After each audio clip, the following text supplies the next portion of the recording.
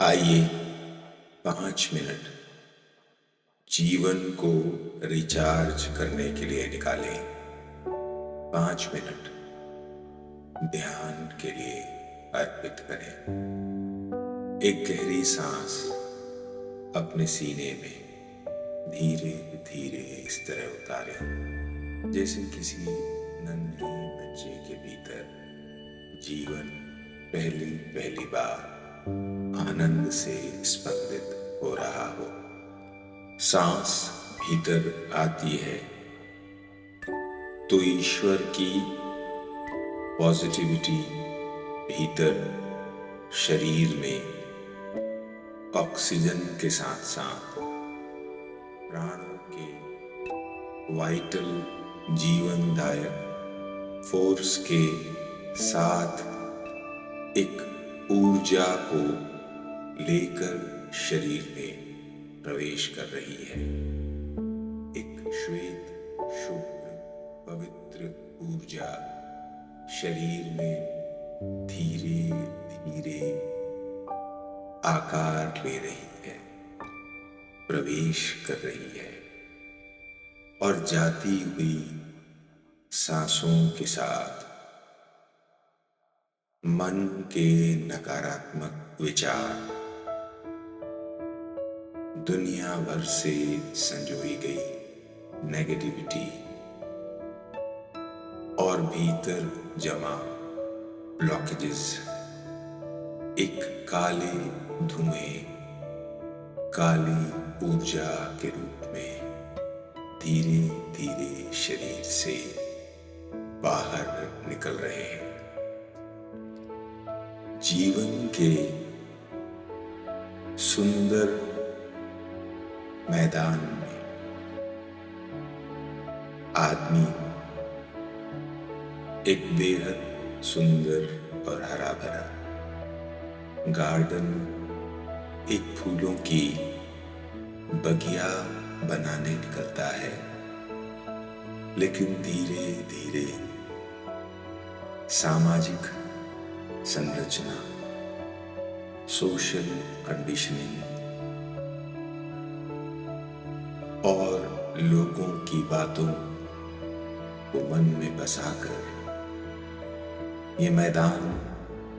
ये सुंदर बगिया एक युद्ध के मैदान में, कुरुक्षेत्र या महाभारत के रूप में बदलने लगती है। जब हर बच्चा निर्दोष निष्कलुष पैदा होता है तो युवा अवस्था तक पहुंचते पहुंचते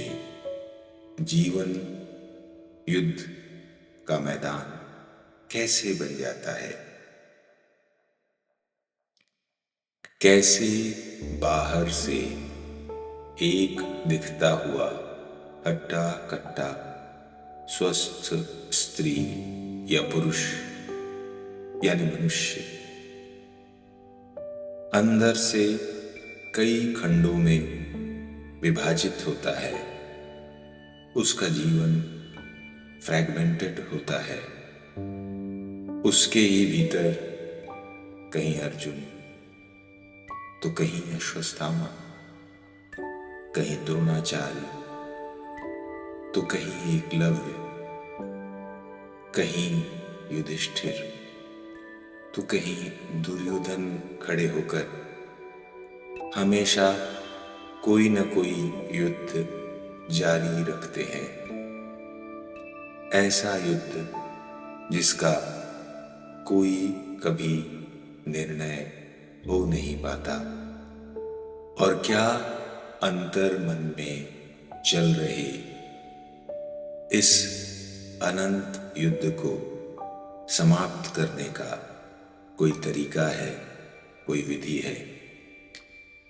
जी हाँ, ध्यान वो विधि है जिससे सबसे पहले तो आप अपने भीतर के युद्ध को देख पाते हैं और एक बार समस्या को बिना किसी अटैचमेंट के देख लेना समस्या के समाधान का पहला चरण बन जाता है। भीतर के युद्ध को देखते हुए मनुष्य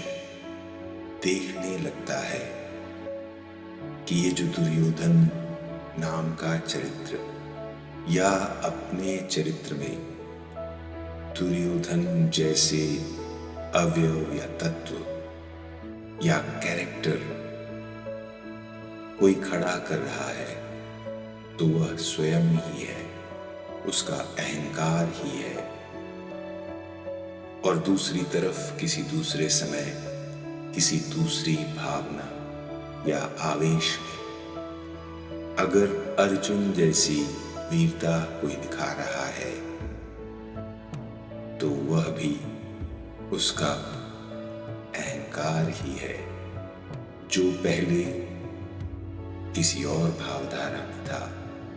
और अब किसी और भावधारा में है, जो कभी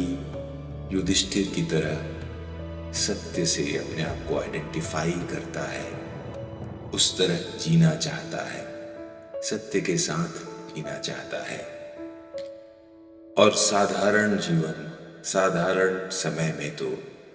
सत्य को धारण किए रहता है, सत्य के साथ निभाता रहता है। लेकिन जब सत्य वास्तविक परीक्षा लेने आता है तब अश्वत्थामा अधोहता कहकर अपने स्वार्थों के लिए झूठ का दामन पकड़ लेता है और झूठ को जीवन में स्वीकारने के परिणाम स्वरूप अश्वत्थामा की ही तरह शापित और अभिशप्त जीवन को जीने के लिए मजबूर हो जाता है और एक झूठ के चक्र में फंसने के कारण अहंकार दूसरे झूठ की रचना करता है, तीसरा झूठ अपने आप चला आता है और जीवन झूठ का अभिशाप अपने माथे पर एक गलते हुए घाव की तरह लेकर चलने लगता है। न मनुष्य इस पीड़ा में ठीक से जी पाता और न ही मरने का सुयोग उसको प्राप्त होता है। लेकिन इस झूठ, इस नकारात्मकता के दुष्ट चक्र की सबसे भयानक बात ये होती है कि उसे सूझता ही नहीं कि इससे निकलने का भी बिल्कुल वही रास्ता है जिस तरह इस दुष्ट चक्र में नेगेटिविटी के इस रूप में उसने प्रवेश किया था। एक एक करके नेगेटिविटी से खुद को दूर रखने का परिणाम धीरे धीरे इस तरह हो सकता है कि कोई अश्वत्थामा वापस युधिष्ठिर के सत्यनिष्ठ जीवन को पा जाए, जीवन झूठ की कालिक से सत्य की सफेद शाश्वत पवित्र सुंदरता को वापस पाले। एक गहरी सांस, सत्य के प्रति निष्ठा, इस निष्ठा के संकल्प के साथ एक पॉजिटिव जीवन की शुरुआत अभी और यहीं कर डालिए। एक गहरी सांस जो जीवन को अतीत के हर अच्छे बुरे जीवन खंड से काटकर भविष्य के सुंदर आनंदमय और शांत क्षेत्र की ओर, मस्ती के फूलों से भरी बगिया की ओर ले चल रही है। आप ध्यान में आनंद और मस्ती की सुंदरता में जीवन का वास्तविक सुख अभी अभी पा रहे हैं। आपकी सांस, सत्य के प्रति आपकी निष्ठा का, आपके सुकून और शांति का सबसे पहला प्रतिफलन है। आपने ध्यान के लिए ये जो समय अर्पित किया, उसके लिए आपका आत्मिक धन्यवाद।